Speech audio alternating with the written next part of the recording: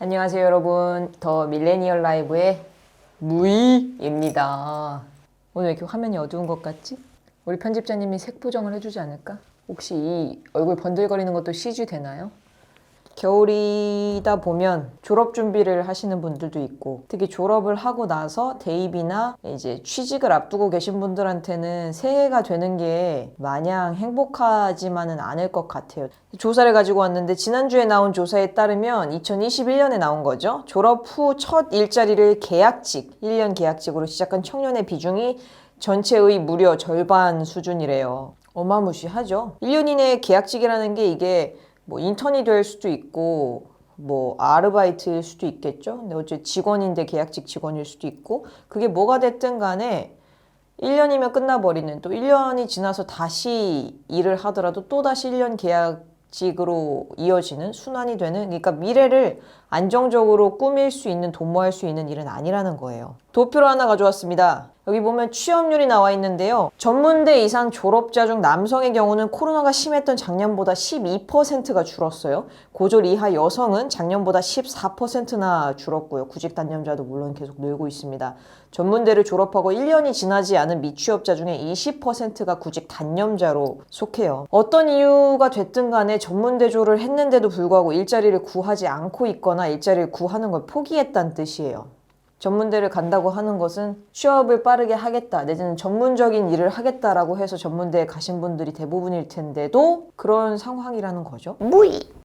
각종 분석기관에서 왜 이런가, 왜 이렇게 구직 단념자가 많고 청년들 취업률이 안 좋은가를 분석해보면 대체로 나오는 건 다 비슷한 얘기예요. 뭐 코로나로 인해서 시간제 알바 이가 늘었고, 정규직 일자리가 줄었고, 전공이나 경력에 맞는 일자리가 없다, 뭐 어쩌고 저쩌고. 물론 코로나19 팬데믹 사태는 아무도 예상하지 못했던 초유의 재난인 건 맞아요. 이런 세계적 감염병 같은 이런 사태 때문에 위기는 올 수 있죠. 하지만 이럴 때 가장 큰 피해를 입는 건 결국 사회적 약자들이에요. 어려움을 겪는 사람들, 원래 가지지 못한 사람들이 더 못 가지고 더 어려워진단 말이에요. 그러면 더 큰 충격으로 올 수밖에 없죠. 돈 내지는 사회적 지위나 어떤 재원들이 있는 사람들은 충격을 완화할 수가 있어요. 하지만 이거는 안전벨트도 없고 에어백도 없이 맨 땅에 사고가 나는 거랑 똑같은 거란 말이에요. 저만 이런 생각하는 거 아닐 거예요. 우리 사회의 문제점으로 불평등이 가장 큰 문제다라고 지적한 분들이 79%를 차지를 해요. 경기도 교육청에서 최근에 교육 격차 실태 조사도 진행을 했는데요. 사교육 격차가 점점 커지고 있는 게 확인되기도 했죠. 무이!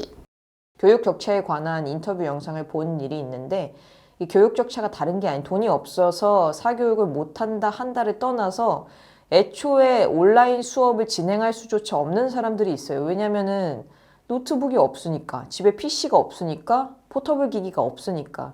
그런데 학교나 교육기관에서 제공해주는 PC의 상태라고 하는 게 한 20분 쓰면 배터리가 방전돼 버리고 이런 수준이고, 그러니까 애초에 사교육까지 가지 않아도 공교육이 온라인으로 전환됐을 때 아무것도 준비가 안 되고, 아까 말씀드렸던 사회적인 완충제가 아무것도 없는 상태로 그냥 교육 현장에 나몰라라 내버려진 학생들이 너무나도 많다는 거죠. 이게 과연 평등한가? 이게 과연 똑같이 겪고 있는 세계적인 재난인가? 모두에게 닥친 재난이 맞나? 재난은 누군가에겐 더 닥친다는 거예요. 무이!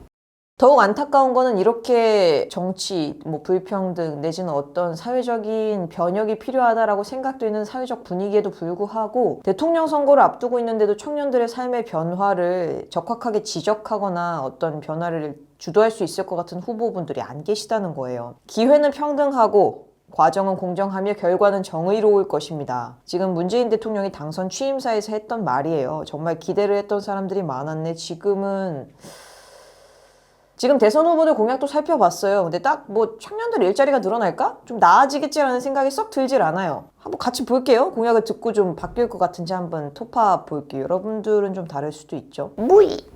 이재명 후보 공약을 볼게요. 디지털 전환으로 청년 창업 유도, 지역 발전으로 지역 청년 취업, 기업 간 격차 완화로 민간 일자리 창출, 구직 청년 지원 대책 수립, 청년 기본 소득. 여기서 말하는 그 디지털 전환으로 청년 창업 유도에서 디지털 전환이 뭔 얘기인지는 모르겠어요. 청년 일자리가 없으니까 창업하라는 건 이게 무슨 소릴까? 사실 지금 자영업자분들이 코로나19에 유례없는 이 재난을 맞고 있는 것도 대부분의 중년 이상의 회사를 다니시던 분들이 회사에 계속 다니는 게 어려워지거나 이래서 창업해서 자영업자들이 는 면도 없지 않아 있잖아요. 자영업자들이 잘못했다는 얘기는 물론 아니고. 근데 자영업자를 늘려서 어쩌겠다는 것이지? 그럼 사는 사람은 없어지고 파는 사람만 많아진다 뭐 이런 건가? 지역 발전으로 지역 청년 취업. 네.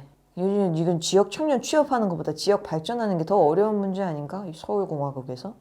굳이 청년 지원, 청년 기본소득 이런 거는 좋아요. 좋은데 이게 그 근본적인 일자리 해결 방법은 아니잖아요. 잠깐 엄발에 오줌 누기 하겠다는 건데 이거는 근본적인 대책이 못 되고요. 평생 먹고 살 수는 없죠. 청년 기본소득 모아가지고 집 살 거 아니잖아요. 무이!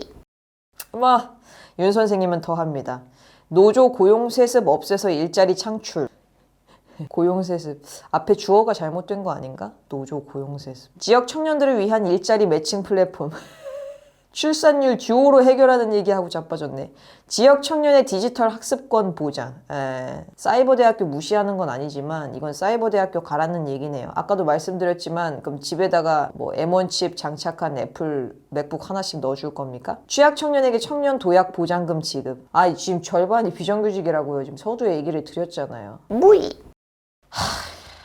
앞으로도 대선 다가오면 다가올수록 청년들 표가 뭐 어떠고 하면서 청년 무엇을 하겠다 이런 얘기 계속 나올 거예요. 청년들이 캐스팅 보트 쥐고 있다는 헤드라인도 많이 뜰 거고. 그래서 같은 얘기라도 계속 얘기는 하겠죠. 저도 같은 얘기 반복할 거. 이거 청년 공약 주소 틀렸다. 뭘 해결하자는 거냐 얘기는 하겠는데 나도 지겨워. 나도 얘기야 그만하고 싶어. 정치인들 답 없다는 얘기 그만하고 싶다고. 근데 착잡하고 너무 싫은데 좀 그래. 그리고 요즘 그런 거 있잖아요. 강연 프로그램이라든지 뭐 에세이라든지 이런 데서 보면은 청년들 조금 경제적으로나 사회적으로 성공해가지고 뭐 옛날엔 벤처라고 불렀고 지금은 스타트업이라고 부르는데 그 잘 나가는 스타트업 사장님들 모셔다가 뭔가 언론에 많이 노출되고 그러는데 그런 사람들이 그런 일부의 사람들을 보고 청년 뭐 창업이나 청년 성공 신화를 쓸 시간에 지금 이 50%의 청년들이 비정규직으로 내몰려가지고 사회에 쏟아져 나가고 있는데 이 사람들 어떻게 책임질 건지 그런 것부터 좀 생각을 하고 공약을 짜셨으면 좋겠다는 생각이 들어요. 생각을 하고 계시겠지? 알고는 계시겠지? 이런 사람들이 이렇게 많다는 것을 알고는 있겠지? 설마 하니?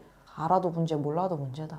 모르겠어요. 제대로 된 공약이 나와도 막상 정권 잡으면 이렇게 되기도 하고 안 되기도 하고 반대로 가기도 하고 그러는 마당에 당초에 방향을 잘못 잡은 것 같은 이런 공약들을 보고 있으면 어디서부터 잘못됐다는 말도 웃겨. 그냥 잘못이야. 우리나라 양당체제 같아. 동전 던져가지고 찍을 수도. 대안 없는 넋두리 같아가지고 이런 것들이 저도 지칠 때가 있어요. 저가 찍고도 스스로 지칠 때가 있는데 어쩌겠어요. 낙숫물로 바위 뚫는 거죠 뭐.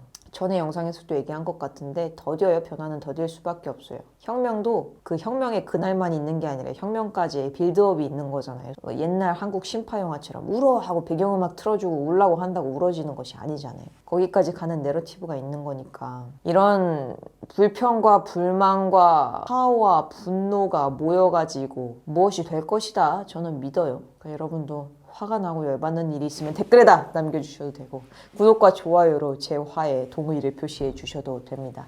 지금까지 더 밀레니얼 라이브의 무이였고요. 저는 다음에 좀 더 격렬하게 화내는 영상으로 돌아와 볼게요.